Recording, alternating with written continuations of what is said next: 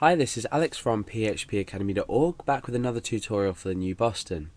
Now, in this tutorial, we've already looked at, or in the past tutorial, we've already looked at connecting to our database. Now, to make this a lot more efficient so we can include it where we require it, I'm just going to get rid of everything in our index.php file, and I'm going to create a new file. Make sure this is enclosed in PHP tags, and the reason I'm doing this is I'm now going to save it as connect.inc.php. Now, what I can do with this now is whenever I open up a new page, let's say it might be index.php or something else.php, all I can do is up the top I can require connect.inc.php, and this way we've required this file to be to first of all exist, because require will kill the rest of the page if this can't be found. Second of all, connects to our database. So now what we can do is under here we can start doing things to allow us to grab some data from our database. Okay, so let's assume that we've connected to our database properly. Let's come into database and refresh from the last tutorial. Okay, we've got nothing up. So under here, let's echo maybe OK out, just so we know that it's working. Let's refresh. Okay, so we've got OK. So the first thing we know is that we've required the file correctly, the file exists. Second of all, we know that we've connected properly because we haven't killed here. So this should always come at the top of your page. So let's go to PHP MyAdmin, and inside this A database I'm going to insert some data. So we need a table first. I'm going to call this table food, and number of fields I'm going to say, let's say we need an ID field, we need the name of the food, and I'm going to say the calories and whether it's unhealthy or healthy. So I'm going to have 4 fields. So let's create these fields. We're going to ID is going to be int. We're going to have the index as primary because this is a unique, and AI, which is auto increment, is going to be yes, so we want this auto increment. Next is going to be food, and then we're going to say calories, and then we're going to say, I'm going to call this healthy or unhealthy. I'm going to call it HU. In fact, let's make it a bit easier to say healthy, unhealthy, and this is going to be equal to I'm going to say a varchar length 1. So if the food's healthy, this value is going to equal H. If it's unhealthy, it's going to equal U. The food, I'm going to say varchar of, let's say, 25, and calories is going to stay an int because we're always going to have an integer number for the amount of calories in the food. So let's go along down here, and I'm going to click save. So let's hopefully we're going to return, yep, we've returned table has been created.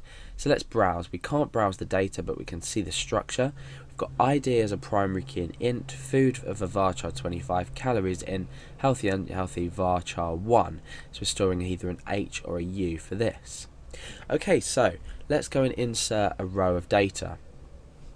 I'm going to put the food, remember the ID can be blank because that's automatically going to equal 1. The food, I'm going to say pizza. The calories, I'm going to say 1,000. And unhealthy or healthy, I'm going to say U for unhealthy. Let's just untick this, ignore, and we'll insert another row. Food, let's say salad. Calories, I'm going to say 200, and I'm going to say it's healthy, so I'm going to put an H. So let's click on go. That's inserted them 2 rows. That's successfully done. Now we can click browse and view this data. So we can see that we've got an ID which is unique, we've got the food name, the calorie amount, and healthy or unhealthy. So let's say I want to select all the data and display it. Now to select all data, we need to first perform a query, as we've discussed, that needs to select all the data. So I'm going to create a variable called query, and this is going to be equal to some string text.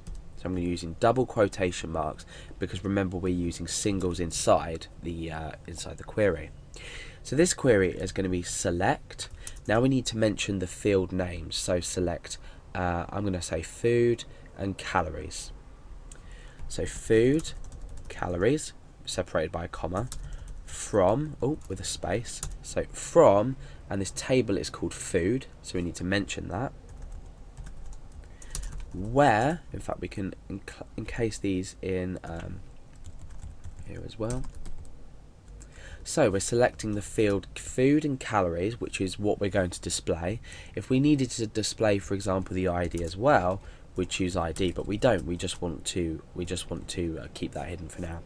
So food, calories from food, where, and I want to say, in fact, no, don't want to say anything.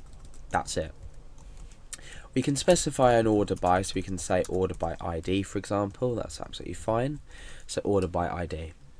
Now what we need to do is we need to actually perform the query. As far as this goes, we haven't actually executed the query within the database. If we refresh our page, you can see that nothing's happening. We're not actually executing the query. So query, I'm going to say run equals, now we're using this MySQL query function to actually run the query. So you can either use the MySQL query function on its own and insert your structured query language in there, or what you can do is just then pop that inside of it. So we're popping this query in here, and then this is running the query. Okay. What we can also do is we can use this or die, but what I'm going to do is I'm going to say, sorry, I've just deleted that, I didn't mean to comment that out. I'm going to say if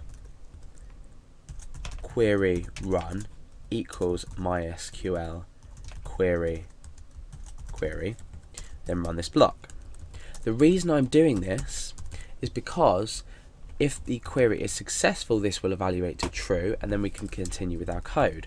But I'm going to say otherwise query failed. Okay, so echo query success. Now what we're not doing is we're not displaying the result of this query just yet. We're just performing the query. We can use some functions later on to display the results, but for now what we're doing is we're just saying query success if this query makes sense and returns something and is structured properly. Otherwise we're saying query failed.